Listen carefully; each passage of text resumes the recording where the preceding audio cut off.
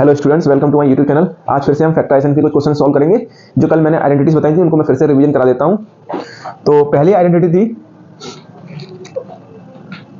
ए square minus B square. इसको हम लिखते हैं ए प्लस बी ए माइनस बी। नेक्स्ट आइडेंटिटी है x plus A and next bracket में एक्स प्लस बी। इसको किस तरीके से लिखते हैं, एक्स स्क्वायर प्लस ए प्लस बी, ये ब्रैकेट में लिखते हैं और यहाँ इनटू में क्या रहता है, एक्स रहता है। अब plus A into V. Next A plus B का होल स्क्वायर, इसको हम लिखते हैं A square plus B square plus 2ab। Next A minus B का होल स्क्वायर, ये होता है A square plus B square minus 2ab। तो फैक्टराइजेशन करने के लिए आपको ये चार आइडेंटिटी याद होनी चाहिए। अच्छे से इन्हें आप याद कर लेना, उसके बाद ही आप इस एक्सरसाइज को कर पाएंगे। चलिए अब कुछ क्वेश्चन सॉल्व करते हैं।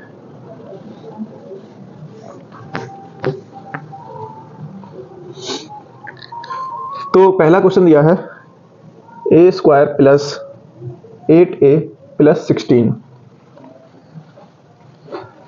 अब स्टूडेंट्स हमें इसका क्या करना है, फैक्टराइजेशन करना है। तो जैसे कि आपको ये दिख रहा है 16, हमें 16 के ऐसे फैक्टर करने हैं कि प्लस करने पर 8 आना चाहिए और मल्टीप्लाई करने पर 16 आना चाहिए। तो 16 के हम ऐसे फैक्टर करेंगे कि 4 का कितना होता है, 16 होता है। और जब हम 4 को 4 के साथ ऐड करेंगे तो कितना आएगा, 8 आएगा। तो 16 के हम ऐसे फैक्टर करेंगे कि मल्टीप्लाई करने पर 16 आए और प्लस करने पर 8 आए। इसको लिखेंगे ए स्क्वायर प्लस 8 को हम क्या लिख लेंगे, 4 प्लस 4 ब्रैकेट के बाहर इनटू में ए प्लस 16 ऐसा ही। अब क्या करना है, ए स्क्वायर ऐसा ही। अब इस ए की इंटू कर दो ब्रैकेट के अंदर, तो ये हो जाएगा 4a और ये भी प्लस का 4a प्लस 16। अब आपको क्या करना है, इन दोनों में कॉमन लेना है और इन दोनों में कॉमन लेना है। तो यहां पर क्या कॉमन आ जाएगा, यहां पर a कॉमन आ जाएगा। जब यहां पर a की पावर 2 यानी a का स्क्वायर है तो एक a को हमने बाहर ले लिया, तो अंदर कितना रह जाएगा, एक a रह जाएगा। और यहाँ क्या रह जाएगा, सिर्फ 4 रह जाएगा, क्योंकि यहाँ पर जो एक a था वो बाहर चला गया।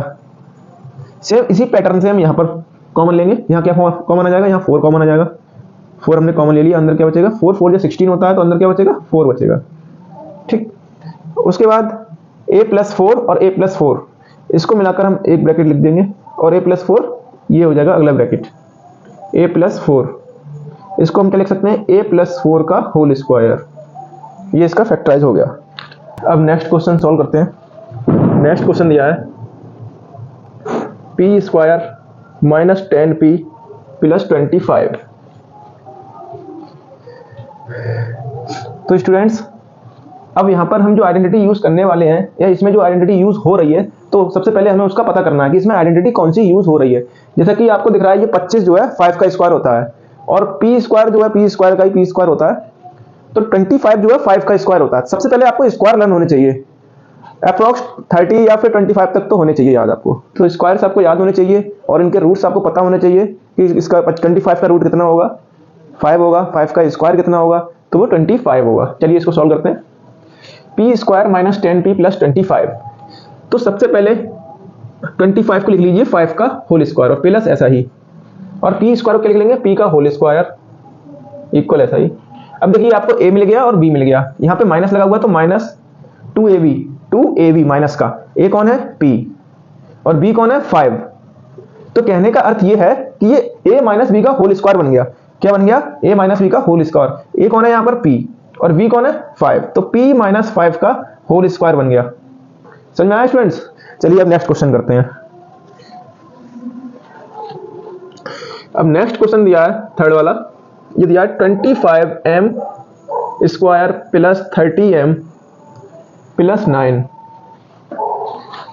अब स्टूडेंट ये क्वेश्चन थोड़ा अलग दे दिया है उन्होंने। जब इस तरीके का क्वेश्चन आए कि यहाँ पर अब तक m स्क्वायर या x स्क्वायर कोई भी अल्फाबेट का स्क्वायर आ रहा था, अब यहाँ क्या है, नंबर भी दे दिया। तो ऐसी कंडीशन में क्या करते हैं, ऐसी कंडीशन में 25 की इंटू 9 से कर देंगे, 25 की मल्टीप्लाई 9 से कर देंगे। जब 25 की मल्टीप्लाई 9 से करेंगे तो ये आ जाएगा 225। कितना आ जाएगा स्टूडेंट्स, 225। अब हमें क्या करना है, 9 के फैक्टर नहीं करने हैं, अब हमें 225 के फैक्टर करने हैं। 225 के ऐसे फैक्टर करना है जो प्लस कर 30 हो जाए। तो 30 यानी 15 15 15 की जब हम मल्टीप्लाई 15 से करते हैं तो कितना आता है 225, 15 इंटू 15। ठीक, तो इन दोनों को जोड़ेंगे तो जोड़ने पर कितना आएगा स्टूडेंट्स 30 आ जाएगा, और इन दोनों को जब मल्टीप्लाई करेंगे कितना आएगा 225। तो इसके फैक्टर हमें पता चल गए हैं, इसके फैक्टर क्या आ गए 15 इंटू 15। ठीक, चलिए लिखते हैं 25m² ऐसा ही प्लस इसको हम क्या लिखेंगे 15 प्लस 15 ब्रैकेट के बाहर m प्लस 9। 25m² ऐसा ही, यहाँ पर m की मल्टीप्लाई कर दीजिए 15m हो जाएगा, और यहाँ भी 15m प्लस 9। अब आपको करना है इन दोनों में कॉमन लेना है और इन दोनों में कॉमन लेना, दो ब्रैकेट बनेंगी। आपने उसमें पढ़ा होगा मल्टीप्लाई द बाइनोमियल्स, उसमें नहीं पढ़ा तो उसके लिए मैं एक वीडियो बना दूंगा, आप उसमें पढ़ लीजिएगा। तो यहाँ पर क्या कॉमन आ जाएगा, ये दोनों किसके टेबल से कट जाएंगे, ये दोनों 3 के टेबल से कटेंगे, नहीं 3 से 15 तो कट जाएगा लेकिन 25 नहीं कटेगा, तो ये 5 के टेबल से कटेंगे। तो यहाँ पर क्या आ जाएगा 5, और दोनों में m भी दिख रहा है तो 5m कॉमन ले लीजिए। 5 5 जब 25 होते हैं तो यहाँ 5 और m² था तो यहाँ m बचेगा, और m तो बाहर चला गया, सिंगल m था यहाँ पर, और 15 तो 5 3 जा 15, 5m प्लस 3 ब्रैकेट के अंदर बचेगा।